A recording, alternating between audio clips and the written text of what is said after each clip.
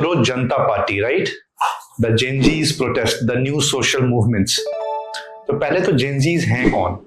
1997 से 2012 के बीच में जो पैदा हुए हैं उनको जेनजीज कहा जाता है। इंडिया में almost 50% of the population Gen Zs हैं। अब इसका जेनेसिस क्या हुआ है? तो सीजेआई हैं, chief justice of India Suryakant, उन्होंने कहा कि ये जो अनएम्प्लॉयड यूथ हैं ये कॉकरोचेस हैं, क्योंकि they are not getting any employment and they are not into some profession, and so they are becoming RTI activist by themselves, and they are becoming media, and they are just attacking everyone. These were the verbatim of CJI. तो इसके against में एक digital strategist हैं अभिजीत दीपके, उन्होंने कहा कि what if these all cockroaches come together। फिर उसके बाद CJI का बयान आया कि एक क्लैरिफिकेशन दिया उन्होंने कि भाई मैंने सबको नहीं बोला है, I have targeted those youngsters who are producing fake degrees और वो अनकन्वेंशनली सिस्टम में एंटर कर रहे हैं। फिर ये बातें बढ़ गई और ये प्रोटेस्ट शुरू हुआ।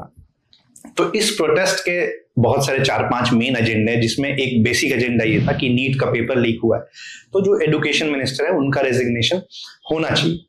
अब क्या जेनजीज प्रोटेस्ट भारत में हुए हैं सबसे पहले? नहीं। अगर मैं रिसेंट फिनोमेना देखूं तो solidarity movements in Italy for Gaza, ये जेनजीज प्रोटेस्ट था। ट्यूनीशिया में हुए, श्रीलंका में हुए, नेपाल में आपने देखा, बांग्लादेश में हुआ, पेरू में हुआ, मंगोलिया में हुआ।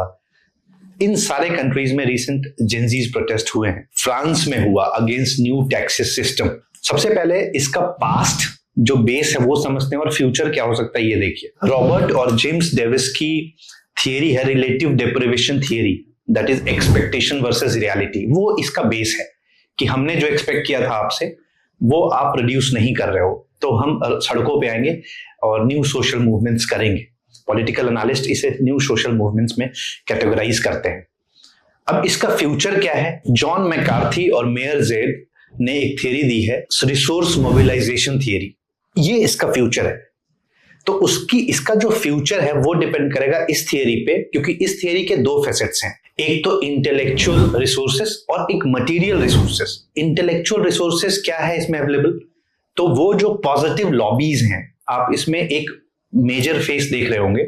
Apart from those conventional influencers, आप देख रहे होंगे सोनम वांगचुक को, जो कि क्लाइमेट एक्टिविस्ट हैं। उन्होंने बहुत लद्दाख में भी बहुत सारा प्रोटेस्ट एंड ऑल किया था, गवर्नमेंट के अगेंस्ट खड़े हुए थे। और तो फिलहाल कोई विजिबल लॉबी नहीं दिख रही है इसमें। अगर रिसोर्स मोबिलाइजेशन की बात करूं तो इसमें सबसे बेस है mimetic movements, meme based movement, digital movements. तो ज्यादातर चीजें आप देखोगे डिजिटली है।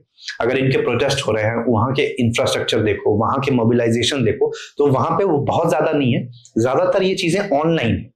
तो इंटेलेक्चुअल चीजें थोड़ी कम दिख रही है। पीछे इसकी क्या लॉबी है, क्या बैकिंग है, ये तो अभी हमें नहीं पता। कुछ पॉलिटिकल पार्टीज ने सपोर्ट करना शुरू किया है। मटेरियल रिसोर्सेज की बात करें तो वो भी अभी फिलहाल थोड़ा कम दिख रहा है। हाँ, डिजिटली प्रेजेंट है बट ऑनलाइन प्रेजेंट है। कुछ पीछे ऐसे मूवमेंट्स हुए हैं, जैसे इंडिया अगेंस्ट करप्शन हुआ था, if you could remember, Anna Hazare और अरविंद केजरीवाल। तो जो एनजीओज हैं, पॉलिटिकल एक्टिविस्ट थे, इन्वायरमेंट एक्टिविस्ट थे, वो सब सारे ऊपर आए थे।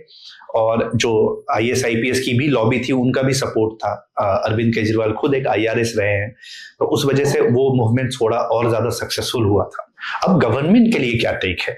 तो गवर्नमेंट के लिए मैं ये टेक बता रहा हूं कि हैबरमास की एक थियरी है। हैबरमास एक पॉलिटिकल एनालिस्ट है, उनकी एक थियरी है लेजिटिमेशन क्राइसिस थियरी, कि अगर क्राइसिस हुई है तो उसको आपको लेजिटिमेसी देके उसके ग्रीवांसेस को आपको सॉल्व करने पड़ेंगे। अगर ये हल्के हल्के ग्रीवांसेस आप सॉल्व नहीं करते हुए दिखेंगे तो शायद ये मूवमेंट बड़ा हो जाए, क्योंकि ऐसा बोला जाता है, अरिस्टोटल ने कहा था कि कोई भी मूवमेंट ट्रिवियल रीजन की वजह से शुरू होता है, कि भाई एजुकेशन मिनिस्टर को रिजाइन करने दो। अब ये मूवमेंट शायद बड़ा हो जाए। अभी तो हमने ये देखा है कि प्रोटेस्ट दिल्ली में हुआ है, पुणे में हो रहा है, कुछ लोग सपोर्ट में भी आ रहे हैं, कुछ अगेंस्ट भी आ रहे हैं।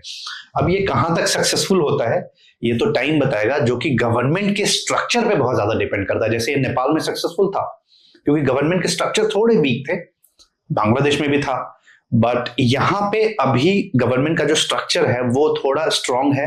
अगर अपोजिशन इसको थोड़ा साथ देती है तो शायद ये आपको मटेरियलाइज करता हुआ दिख सकता है।